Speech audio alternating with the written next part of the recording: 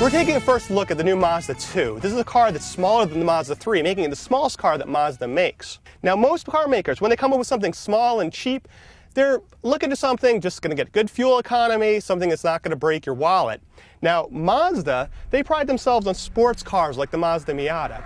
Now, one thing about small sporty cars like that, they really excel in small, tight courses like an autocross that we have here. So, let's see how it does.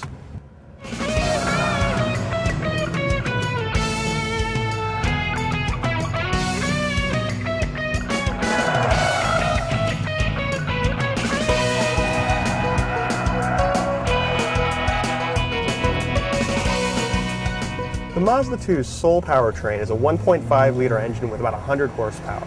And that's not a lot of horses. And in fact, it's been quite a while since we've driven a car with that little power. But here's the big surprise. The car actually feels pretty energetic. It's pretty quick. Why is that? How does that make sense? Well, here's the answer. Mazda went nuts when they designed this car to try to get every ounce of weight out of the car. In fact, this touring model that we're driving, it's about 2350. That's super lightweight in these days. And what that does is it makes the car quicker.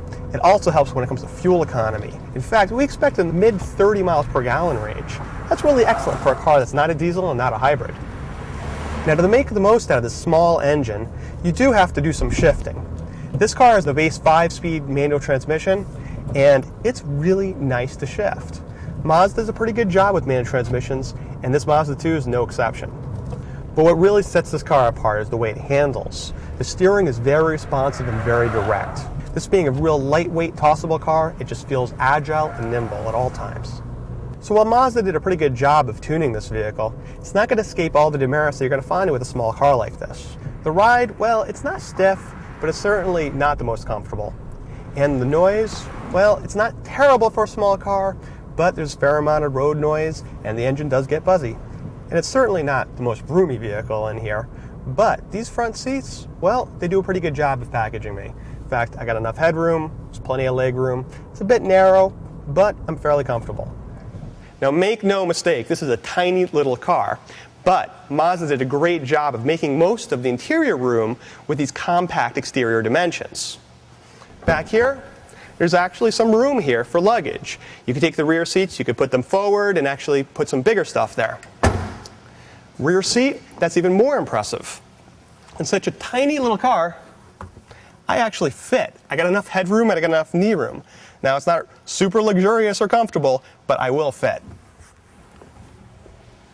Being a tiny car like this, you'd expect a low price, and the Mazda 2 is not going to disappoint. In fact, the purchase price starts at under $14,000, and the car, it's not a bargain basement base model at that price. In fact, you get power windows, there's air conditioning, standard stability control, anti-lock brakes, plenty of airbags and safety. The only real option there is a touring model, which costs about $1,500 more. With the touring model, you get mostly cosmetic things. You'll get the alloy wheels instead of steel wheels. You get a few cosmetic upgrades inside. You get fog lights. The one thing that really does count, though, is cruise control. Unfortunately, the only way to get cruise control is to get that $1,500 package.